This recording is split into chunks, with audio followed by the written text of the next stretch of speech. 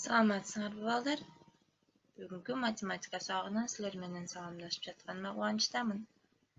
Андан эсе сабагыбызды баштайлы. Бүгүнкү сабагыбыздын темасы теңдеменин тамыры, теңдемелерди өзгөртүү. Силер менен математика сабагынын мугалими Бектурсунова Беризат. Бүгүнкү сабакта биз теңдемелер боюнча болгон түшүнүгүбүздү кеңейтебиз. Теңдемелерди өзгөртүп чыгаруу жолдорун карайбыз жана теңдемелердин тамырларын табабыз. Буга чейин башталгыч класста дагы силер теңдеме менен эсептерди чыгарып келгенсиңер, Анда сабактын баштаардан мурда балдар өткөн сабакты кайталайбыз жана бир окуяга көз чаптыралы. Мугалим Асандан сурайт экен. Асан, сенин апаң кечээ 50, бүгүн дагы 50 алма алып келсе, анда бардыгы биригип канча алма болот дейт экен. Анда Асан болсо 90, а балким андан да азыраак деп жооп берет экен. Мугалим таң калып, кандайча? Десе Асан болсо, мен 2 күндүн ичинде 10 же андан көбүрөөк алманы жеп коюшум мүмкүн да эжеке деп жооп берген экен. Анда балдар ушундай белгисиз сандарды камтыган эсептерди чыгаруу жолдорун дагы кайталап өтөлү. Алгач өткөн сабагыбызда бүтүн сандар менен болгон амалдар темасын өткөнбүз. Кайталап алалы. Биринчи мисал 68 кемитилген 108. 68 кемитилген 108. Кичине сандан чоң санды кантип кемитип балдар? Эстейбиз. Туура. Чоң санынан кичине санын кемитебиз дагы жобу минус белгиси менен жазабыз. Демек 108ден 68-ди кемитсек, жообу минус 40. Минус 80 кошулган 20. Минус 80 кошулган 20. Терс санга оң санды кошуп атабыз. Бул жерде да кемитүү амалы аткарылат. 80ден 20-ны кемитсек 60. Жана жобу терс сан менен чыгат, себеп дегенде 80 чоң, минус 60. Минус 90 кошулган 90. Минус 90 кошулган 90. Бул экөө балдар кандай сандар? Азаматсыңар. Карама каршы сандар. Карама каршы сандардын суммасы эмнеге барабар эле? 65 кошулган минус 5 көбөйтүлгөн 2. 65 кошулган минус 5 көбөйтүлгөн 2. Минус 5-ди 2-ге көбөйтсөк минус 10. 65-тен 10-ду кемитсек 55. Кийинки мисал. Минус 23 көбөйтүлгөн 10 кошулган 100. Минус 23 көбөйтүлгөн 10 кошулган 100. Минус 23-ді 10-ға көбөйтсөк минус 230. Минус 230 кошулган 100 барабар минус 130. Бардыгыбыз туура чыгардык деген ишеничтемин, балдар. Анда эмесе сабагыбызды, жаңы темабызды баштайлы. Дептер ручкабызды алып, өзүбүзгө керектүү болгон аныктамаларды, мисалдарды сөзсүз түрдө дептерибизге түшүрүп отурабыз, балдар. Белгисиз санды камтыган барабардык теңдеме деп аталат. Кайталайбыз. Силер дагы мен менен чогуу кайталагыла. Белгисиз санды камтыган барабардык теңдеме деп аталат. Мисалы, 2x кошулган 5 барабар 19. 2x кошулган 5 барабар 19. Бул жерде белгисиз сан кайсы болуп жатат? Туура, балдар, белгисиз сан x. Берилген теңдемени туура барабардыкка айландыруучу сан мааниси теңдеменин тамыры деп аталат. Кайталайбыз. Берилген теңдемени туура барабардыкка айландыруучу сан мааниси теңдеменин тамыры деп аталат. Жогорудагы 2x кошулган 5 барабар 19 теңдемесинин тамыры мисалга алсак 7 экен. Текшерип көрөлү. X деген белгисиз сандын ордуна 7-ни коюп көрөбүз. 2 көбөйтүлгөн 7 кошулган 5. 2-ни 7-ге көбөйтсөк 14, ага 5-ти кошсок 19. Демек, теңдеме туура барабардыкка айланды. Демек, 7 саны берилген теңдеменин тамыры экен. Анда эмесе 223-чү көнүгүүгө көңүл бөлсөк, 8 саны төмөнкү теңдемелердин тамыры боло алабы дейт. Кантип текшеребиз? 8 санын берилген теңдемедеги белгисиз сандардын ордуна коюп, чыгарабыз дагы барабардык туура болобу текшеребиз. А жана Д теңдемелерине койсок, 14 көбөйтүлгөн 8 барабар 78, 29 кемитилген 3 көбөйтүлгөн 8 барабар 36 кемитилген 4 көбөйтүлгөн 8. Чыгаралы балдар. 14-тү 8-ге көбөйтсөк канча?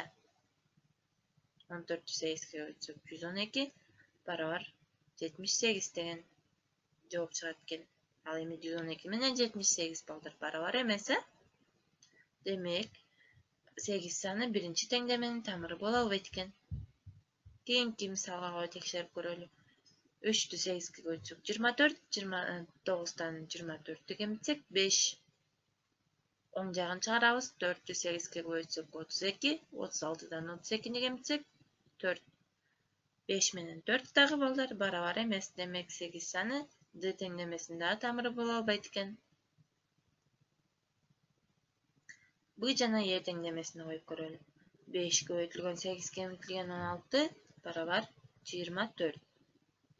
5 көбөйтүлгөн 8 кемитилген 16 барабар 24. 3 көбөйтүлгөн 8 кемитилген 7 кошулган 6 барабар 33 кемитилген 3 көбөйтүлгөн 8. Чыгарып көрөбүз. 5-ти 8-ге көбөйтсөк 40, 40-тан 16-ны кемитсек 24. Демек, 24 менен 24 барабар. 8 саны Б теңдемесинин тамыры боло алат экен. Анда эмесе, кийинкини чыгаралы. 8-ден 7-ни кемитсек 1, 3-тү 1-ге көбөйтсөк 3, 3-кө 6-ны кошсок 9. 33-тү 8-ге көбөйтсөк, 3-тү 8-ге көбөйтсөк 24, 33-төн 24-тү кемитсек 9. Демек, 8 саны Е теңдемесинин дагы тамыры же болбосо чыгарылышы боло алат экен. С жана F теңдемелерин текшерип көрөлү. 15 көбөйтүлгөн 8 кемитилген 77 барабар 43 кемитилген 8.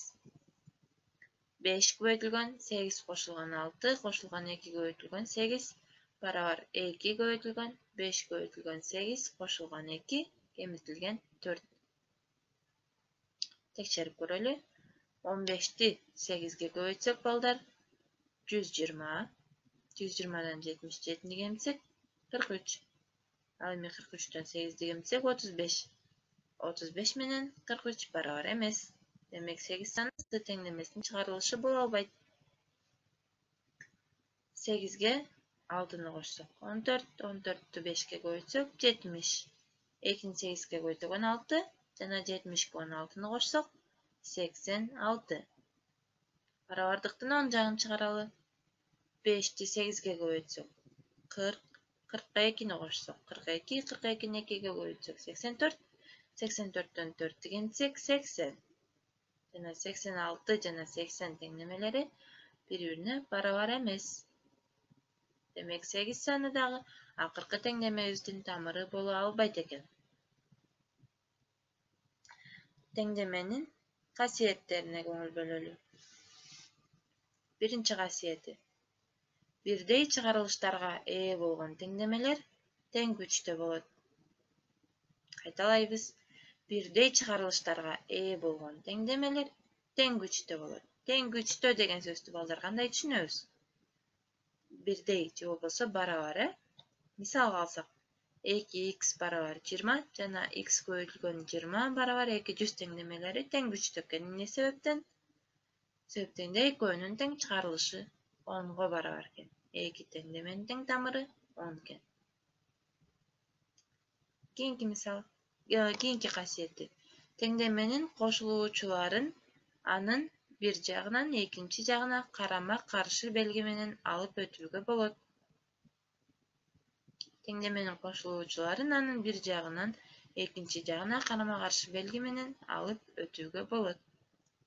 Мисалы, x кошулган 5 барабар 10 теңдемеси. 5 санын барабардыктын оң жагына алып өтсөк, минус белгиси менен өтөт. x барабар 10 кемитилген 5.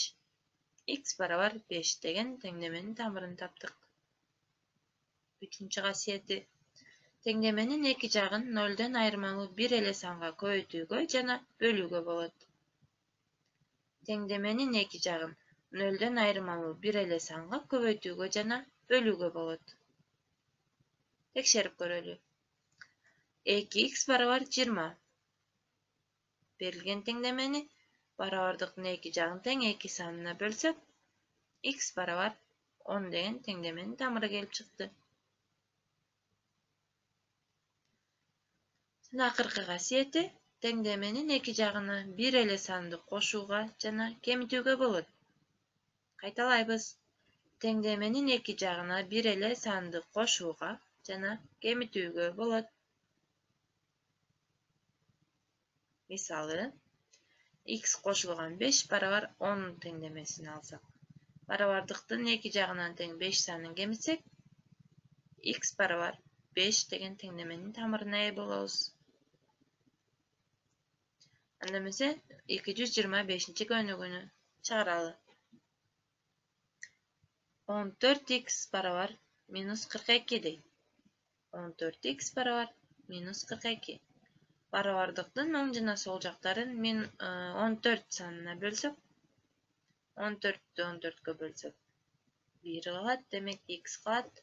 Ал эми минус 42-ни 14-кө бөлсөк, минус 3. Текшерип көрөбүз балдар. X санын ордуна минус 3-тү койсок, минус 14-тү көбөйтөбүз минус 3-кө. Демек минус 42 чыгат. Берилген теңдемени демек туура чыгарыппыз. Кийинкиси. 2x кемитилген 16 барабар 0. Барабардыктын оң жана сол жактарына 16-ны кошсок, 2x барабар 16 теңдемеси келип чыгат. Бул жерден эки жагын тең 2-ге бөлсөк, x барабар 8 деген тамырга ээ болобуз. С теңдемеси 8x кемитилген 17 барабар 23. Кана балдар, бул жерден эмне кылабыз алгач? Барабардыктын оң жана сол жактарына 17-ни кошобуз. 8x барабар 40 теңдемеси келип чыгат. Оң жана сол жактарды 8-ге бөлсөк, x барабар 5 теңдемеси келип чыгат. Т теңдемеси 5x барабар 210 кошулган 12x. Эмне кылабыз балдар? Барабардыктын оң жана сол жактарынан тең 5x'ти кемитебиз. 7x кошулган 210 барабар 0 теңдемеси келип чыгат. Оң жана сол жактан 210-ду кемитсек, 7x барабар минус 210. X санынын коэффициенти 7 болгон үчүн барабардыкты 7-ге бөлөбүз. Демек 7x'ти 7-ге бөлсөк x, минус 210-ду 7-ге бөлсөк минус 30.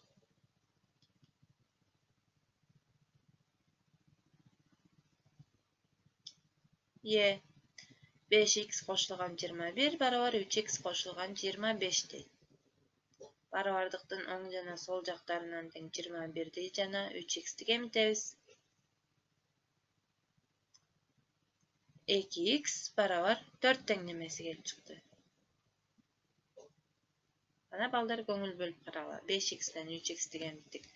2x 21-ден 21-ди кемитсек 0 калат. Демек барабардыктын сол жагында 2x калды. Барабардыктын оң жагына өтсөк, 3x'тен 3x'ти кемитсек 0. 25-ден 21-ди кемитсек 4. Демек 2x барабар 4 теңдемеси келип чыкты. Бул жерден 2-ге бөлсөк, x барабар 2 теңдемеси деген теңдеменин тамыры келип чыгат. F 17 минус 3x кошулган 7x барабар 31 кемитилген 2x кошулган 10. Бұл жерден birinci toptoşturup alabız. 17 qoşulgan 4x barabar 41 kemitilgen 2x kelip çıkat. Barabardıktın oң jana sol jaktarına 2x'ti qoşup 17'ni kemitebiz. 6x barabar 24 tenglemesi kelip çıkat. X'nin koeffitsiyenti 6 olgandıktan 6'ga bölөбүz dagы x barabar 4 деген tenglemenin tamırına bolabız.